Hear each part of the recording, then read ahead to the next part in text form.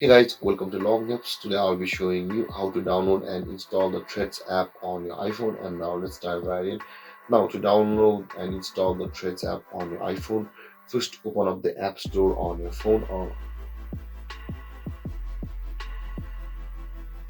and after opening your App Store, guys, make sure to be in the select or the search tab of your App Store and not on any other tabs than the search.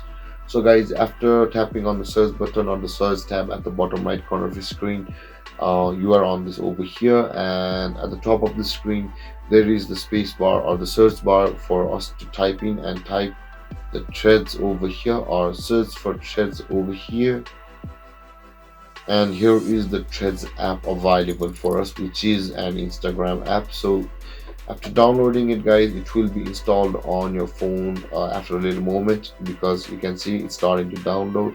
And after it has downloaded and installed, make sure to log into your threads app with your Instagram account. And with that being said, guys, this is how you download and install the threads app on your phone. And if you have any confusions or questions regarding the topic, feel free to comment in the comment section below, and don't forget to like, subscribe, and hit that bell icon for more videos. Thank you for watching, guys. Peace.